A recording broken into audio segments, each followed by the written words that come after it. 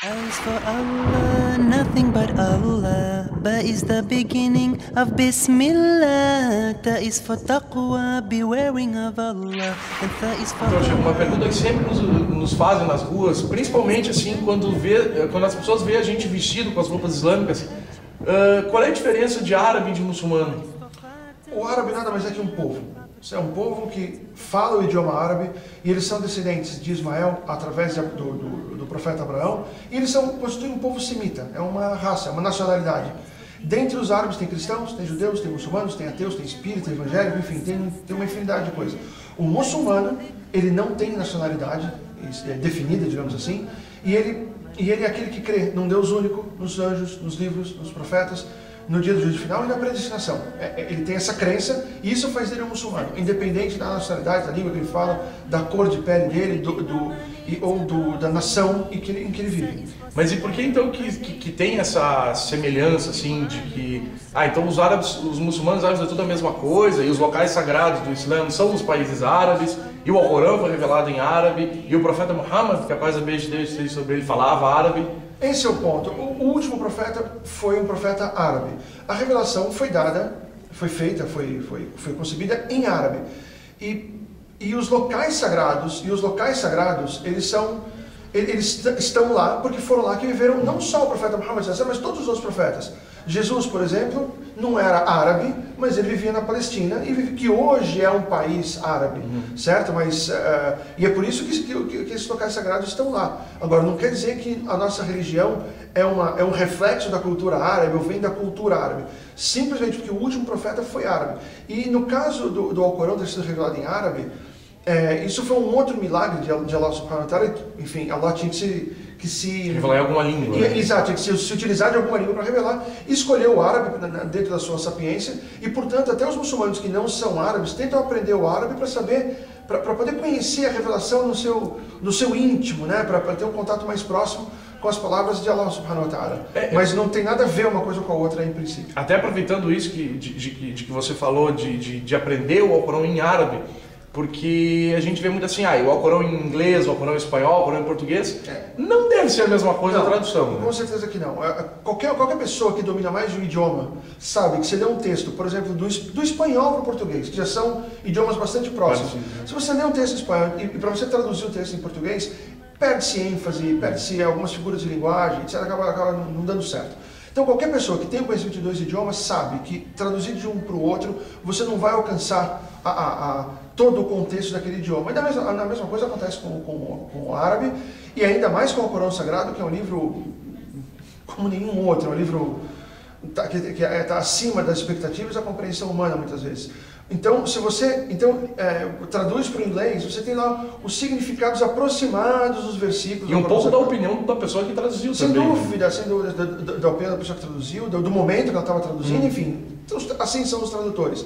Então, quando você vê o Alcorão em inglês, isso é errado. O Alcorão ele é em árabe, agora você tem o significado aproximado dos versículos em inglês. Para as pessoas se ambientarem. Exato, ou significados aproximados em português e assim por diante. Sim. Agora, é só isso. Não existe o Corão em português, o Corão em inglês, o Corão em árabe. Não.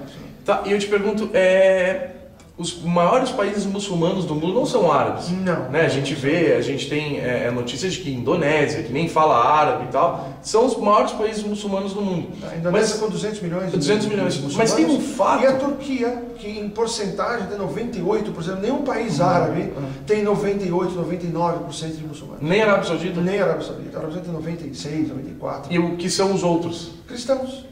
A maioria é cristãos, judeus que vivem lá e etc.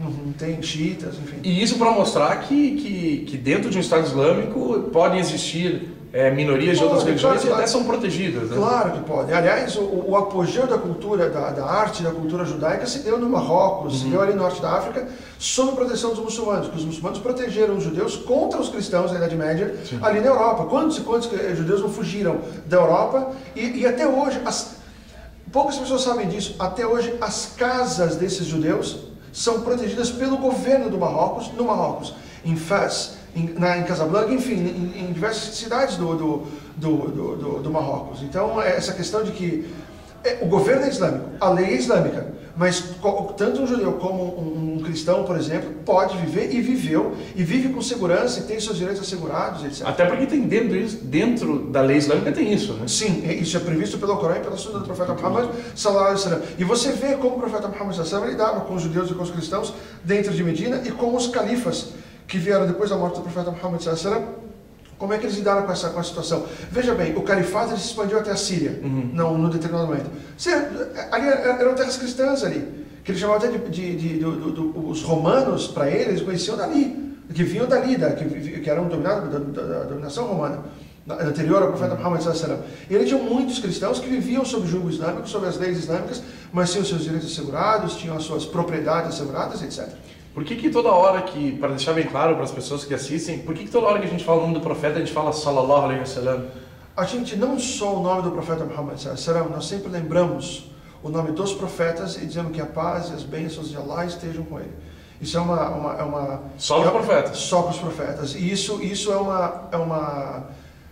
é uma atitude de carinho, de amor e de que a gente lembra do profeta Muhammad sallallahu alaihi wasallam em específico, com amor, como se fosse algo próximo, e a gente deseja, porque o profeta Muhammad sallallahu alaihi wasallam fez tanto pela gente, né? Ele trouxe a mensagem, ele revelou a mensagem, passou por dificuldades, e ele se entregou totalmente para essa mensagem, para a mensagem do Islã, e é um exemplo a ser seguido. Então, o carinho que nós temos pelo profeta Muhammad sallallahu alaihi wasallam e o amor que nós temos pelo profeta Muhammad sallallahu alaihi wasallam faz com que nós o sigamos, faz com que nós o obedeçamos e faz com que toda vez que nós lembremos o nome do profeta Muhammad sallallahu alaihi wasallam e faz também com que nós não o adoremos, porque não foi isso que ele pediu, não foi isso que ele revelou. Então, o nosso amor é expressado de maneira muito correta, maneira muito estudada e muito cuidadosa, sem cair em adoração, sem cair em veneração, sem querer, sabe, não, porque o profeta me abençoa, meu profeta, nada disso. O nosso amor ao profeta Muhammad sallallahu alaihi wasallam, ele está expresso em seguir aquilo que ele ensinou, e nós temos no profeta Muhammad sallallahu alaihi wasallam, como Allah diz no Corão Sagrado, o maior e o melhor dos exemplos. Então, é isso que nos faz seguir ao profeta Muhammad sallallahu alaihi wasallam, e sempre que nós lembramos do profeta Muhammad sallallahu alaihi wasallam e dos outros profetas, nós dizemos que nós fazemos essa súplica para que Allah subhanahu wa ta'ala tenha bênção e dê paz aos profetas que estão todos vivos nos seus túmulos agora. E eu te pergunto, a gente precisa saber falar árabe para ser muçulmano?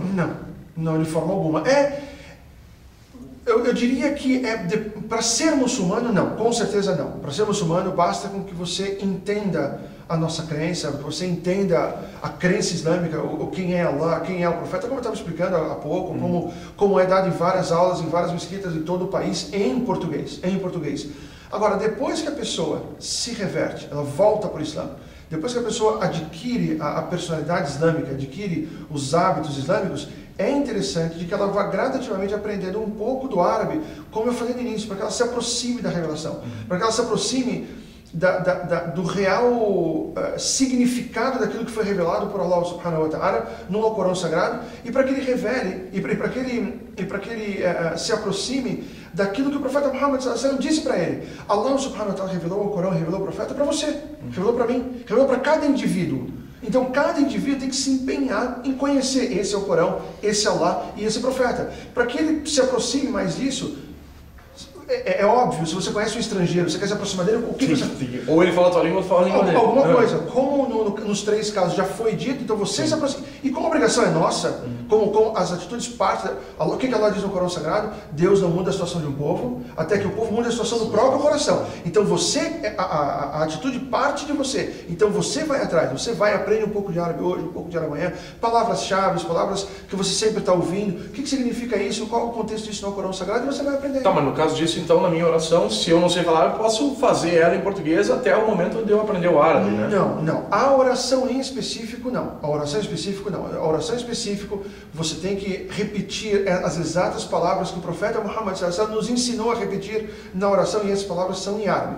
Agora, para as pessoas que estão iniciando as orações agora, que não sabem ainda, ou têm uma dificuldade em decorar, ela aprende 3 frases, como por exemplo, Subhanallah, Alhamdulillah, La ilaha illallah. E reza com isso, com a intenção pura de que ele está adorando Allah subhanahu wa ta'ala, e quando ele está prostrado, na prostração, aí ele pode fazer as súplicas dele no idioma que ele quiser. Enquanto isso, então ele vai repetindo Subhanallah, Alhamdulillah, La ilaha illallah, Subhanallah, Allahu Akbar, La ilaha illallah, que a gente chama de zikr, né? Lembrança de Allah subhanahu wa ta'ala. Ele pode fazer isso na oração. em paralelo, ele vai decorando. E outra, vamos ser claros aqui, né? A Surat al-Fatiha, que é obrigatória em todas as orações, ela tem 6 versículos. É fácil. Então, 6 versículos, vai. Se alguém falar para mim que não consegue decorar um versículo por dia, em 6 dias ele decorou a Surat al-Fatiha e está rezando correto como todos os muçulmanos, né? Então não é uma coisa complicada, não é uma coisa difícil, é bem fácil mesmo. Allah, there's only one God and Muhammad is his messenger. Allah, la ilaha illallah.